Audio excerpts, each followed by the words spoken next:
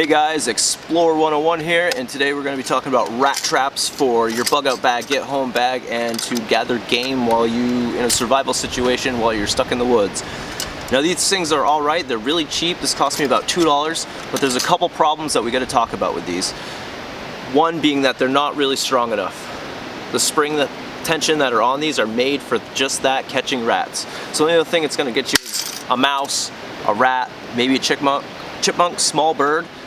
But when it comes to squirrels, they're a little big, so unless you have that perfect placement on your trap coming in from the front, they come in from the side or something, chances are it's not going to take down a squirrel, being that it doesn't have the power to do it.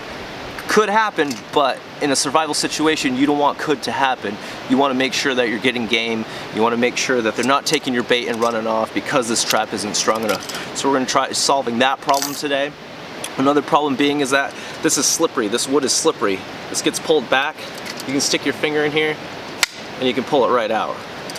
So if that animal doesn't die when that trap comes down immediately, and it's a heavier animal, they're gonna be able to pull out of this trap. So we're gonna try fixing that problem as well. So today we're gonna try deucing up a rat trap to see if we can catch, specifically made to catch bigger game, and do some mods to it. We'll make some squirrel traps as opposed to rat traps. Let's do this.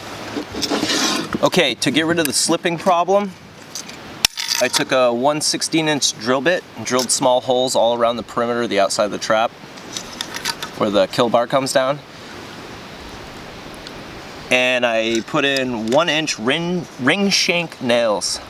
So now, when it comes down on top of the animal, it's gonna clip and hold. So the animal's not going to be able to back out. That helps a lot. So now the next thing we got to do is bring up the power on this thing, because it doesn't have enough power. So even if it still doesn't kill it, this might still be a little loose for it to slip out and slide away. So we're going to go up and bring up the power on this guy now. I'm going to show you how to do that. Okay guys, so now what we did to increase the power is I just took a small block of wood and put it underneath these two prongs that come at the back, which is going to give the spring a little more tension and a little more force, and you can already feel that it has a lot more force. So now you're going to have a lot more killing power. So it brought the killing power up quite a bit, so now it's ready for a larger game. Definitely a lot stronger. It's pretty nasty. So now I'm going to drill two 1/16" holes on both sides of this piece of wood and run a piece of wire over the top of this, down to this block of wood so it won't slide around and move. Bring them out the back side and twist up the wire to hold tension down this piece of wood so these won't slide out. So power up, and it's not slippery anymore. We're on our way. Hopefully you guys can see this. So the little metal bar, the wire went over the top. I brought both ends down through, gave it a twist, and then kind of just pushed it down with a pair of pliers. So now that the power block, we're going to call it a power block for the sake of the video, is underneath the springs, and that's not moving anywhere now. And it's probably a good thing, because now this thing's got some major power. It brought the power up on this quite a bit, to be honest with you. So now we got the power, we got the bar, so they're not sliding out, and now you got the extra power to hold that animal in place, so you know that that animal's not going to slide out between these nails and the power of this bar. Now we're going to drill some small holes here, and the holes are for taking wire or paracord or any type of cordage, so you can take this and you can tie it down. So for some instance, if you did catch an animal and didn't kill it instantly, that animal's not going to be dragging this trap off, and you're not going to lose your trap.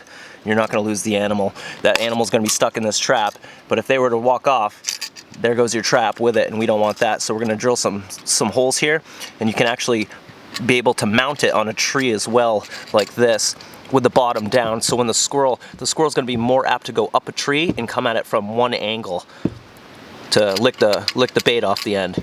So we're going to try doing the holes so that they come at it at that perfect angle. You don't want them coming from the side. You don't want them coming from the back. So this is going to bring the percentage down of them going at this trap from another angle. That way you get the good clean kill shot when they come in, this way from the bottom of the tree to grab that bait. So those 2 holes will make it so you can take some paracord, wrap it around a tree, tie it to a tree, or if you do a ground trap, you can tie that off to a tree or a stake, and they're not going to be dragging that trap off, so you won't lose your trap. Okay, so you can see here that I drilled 2 holes, so now we can anchor that trap down so we don't have to worry about that animal dragging this trap off. The next thing we're going to do is we want this to kind of fit in our natural surroundings a little better. As you can see, this sticks out quite a bit, and obviously this is going to be a foreign object to an animal anyway, so we want to be able to blend this in a little bit better regardless of the situation. And to do that, I got 2 cans of Rust-Oleum camouflage paint, so we're going to go ahead and spray it up, be a little more natural to the surroundings that we're going to put it in. We're going to do like a little woodland camo pattern just to kind of blend it in with our surroundings a little better. Alright guys, so I'm going to show you how I do a quick spray on this thing. So I got the lighter green first. I'm just going to give that a light coat. You don't want to get too much on the springs. So try not to go too heavy on the springs if you can help it. I can come back and touch this up a little later if I need to. But we're just going to get a light coat down first, do the bar. You want to make sure you're getting all the things that are kind of shiny.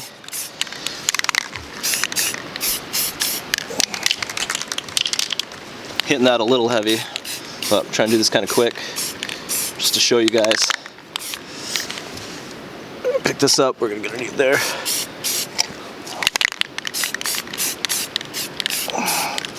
And we'll go ahead and let that dry, and then we'll do another coat of another color.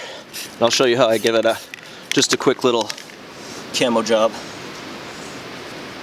Okay guys, now that green base layer has dried up a little bit, all I did was pull a piece of pine, and I'm going to set that on top and hit it with the brown now. So a little bit of pine leaves here and there, just give it a light spray, and that's going to make some really nice camo patterns. Really quick, simple, easy to do. Place it kind of wherever.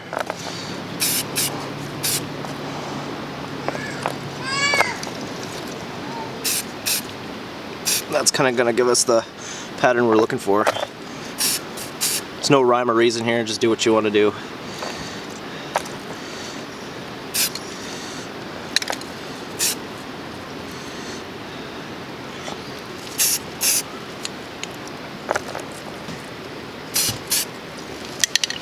And that's it. Let her dry and she'll be done. So that's really it guys. It's really simple to take a $2 rat trap and turn it into some real food procurement, a real food procurement item. So now we did the nails, so you know that animal's not slipping away. We did the power, so you know that animal's not slipping away. And then we camoed it to kind of blend it into the environment. And now, for a couple dollars and a little bit of time, you can make the ultimate little small game getting trap that everybody can make. And you can put a couple of these in your backpack. They're really light, don't take up a lot of room, and these things are going to catch smaller animals 10 times better than snares.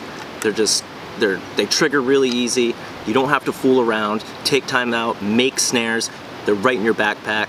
This is a passive item, a very passive way to catch food. So you can place these, come back, check them every 12 hours, 24 hours, depending on the traffic of the game.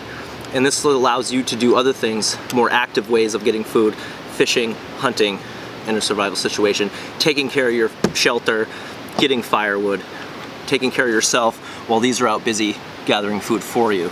So for a couple dollars, you can make a really quick, easy rat trap and turn it into a small game trap for like squirrel, muskrat, if you will. Now you gotta remember, after painting this, you wanna hang this somewhere outside for probably a week or so, get that smell of the paint off. That way animals aren't deterred by the smell of paint. They're not gonna like it. So you wanna make sure you really air these traps out really well. And yeah, that's it. So thanks for joining me today, guys. Explore 101, and I hope you learned something, and I hope you make some animal traps yourself. Remember, these things are very illegal. They're only used for survival purposes, so I don't suggest going out and just trying to get small game with these things. These are purely survival implements that you can put in your bag and use when you really, really need them, and hopefully you never will. So, Explore 101, thank you very much for watching, and Deuces.